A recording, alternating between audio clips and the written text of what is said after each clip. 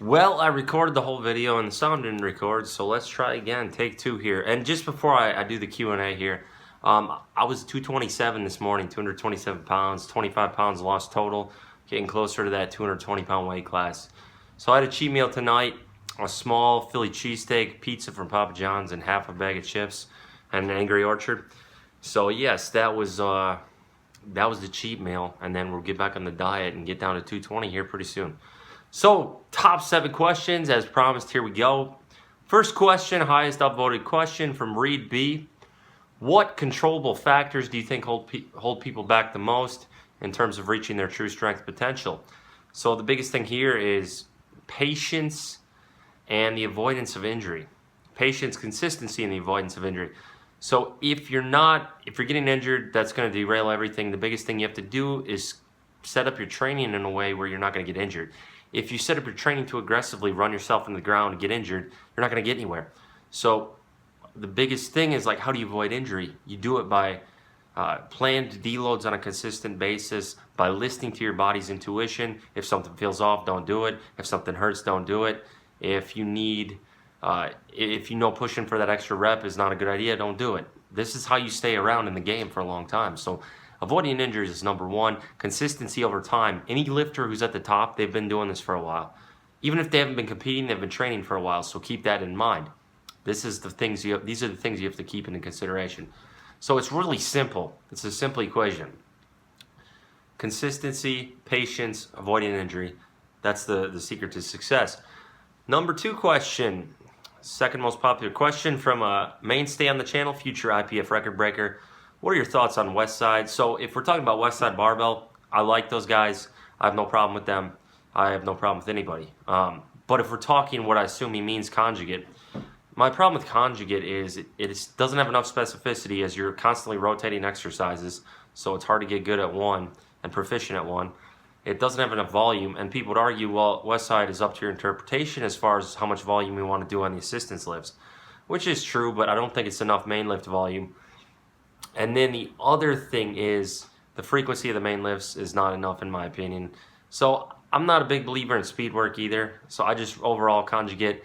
I've tried it. I've seen other people try it. And the pattern that continues to emerge is everybody's squat goes up, including my own, and my squat felt great.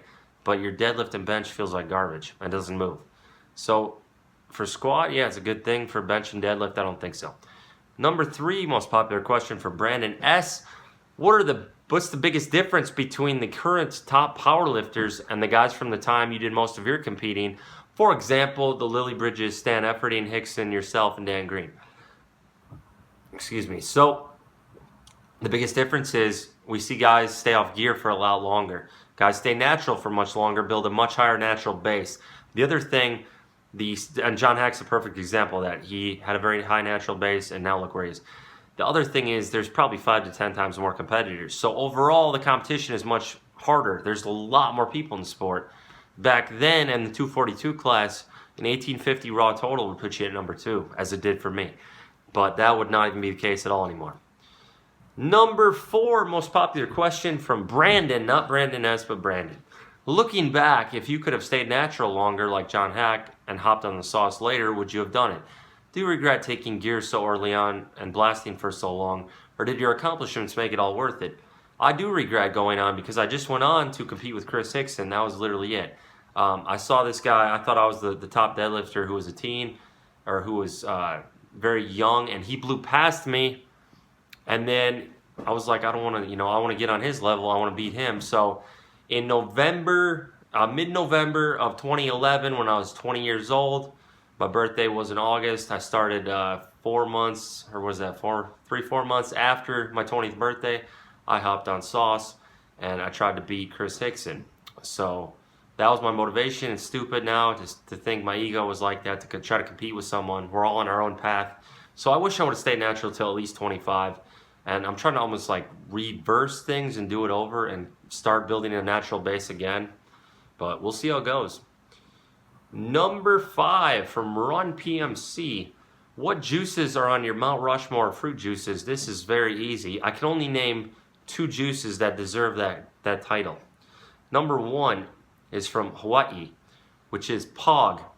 passion orange guava juice. So passion fruit is my #1 favorite fruit in the world, also called lilikoi. And then you got orange juice, and then you got guava juice. So there are some certain fruits in Hawaii which are better overall. Guava, dragon fruit. Dragon fruit is also called pitaya. Lilikoi, which is passion fruit. These are phenomenal fruits. So Pog is amazing. I drank like 6 of those things when I was over there. So each one was a half gallon, 64 ounces.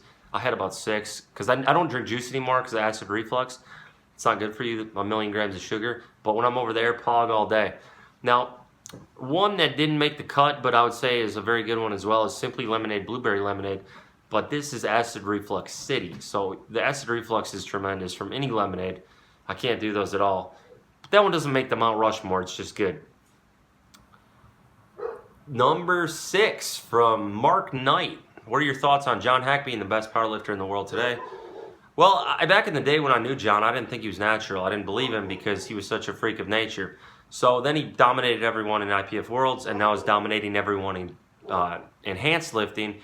And it's very clear that he was natural. So he was just that much of a genetic freak. It doesn't surprise me. No offense to Ed Cohen or anybody else. I think John Haack is the GOAT. There's just nobody doing what he's doing, and his body weight is tremendous. He looks like he's like 230, 240, but he's 213. It makes no sense to me. And John, I've been around him. He's between 5'9" and 5'10". So he's not that much shorter than me. I'm 5'11 and a half. So we're presumably about 2 inches apart, and the guy weighs 213, and right now I'm 227, but I don't look jacked at all. So I have no freaking clue how that works. Final question from Molotov Man 22.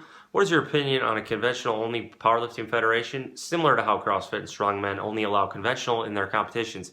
I don't feel the need for this. I will always be a little biased towards conventional, and I think generally most people think of conventional as a more impressive lift, but nothing against sumo. I train 1,000,000 guys who do sumo, so I don't think this is necessary. I just definitely think lifts like Chris White, Weist, his 942 conventional deadlifts are very impressive.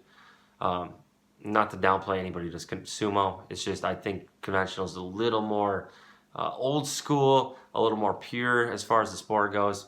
And it's along the same lines. I'm not crazy about these insane arches people do on bench where they're moving the bar 2 inches, because I think there's got to be a line here with these things. Like, we need to come up with better rules. Like, so I don't know. This is a tough one. This is a tough one I'd go back and forth on, but nothing against sumo. I think sumo is more legit than people benching with crazy arches, which are well within the rules of the sport, but this is just my opinion.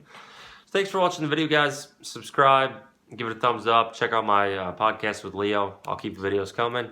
We'll keep cutting weight. We're going to be at the 100-kilo class very soon. I'll be 220 probably within a week, 10 days. We'll get down there. So I'm very excited to be back to 220 class. I'm going to keep my weight there. I may try to cut a little more and hang out. We'll see. We'll see. Competition is still a ways away, but it's going to be interesting going down a weight class. Or maybe more. You know, we'll see. We'll see, guys.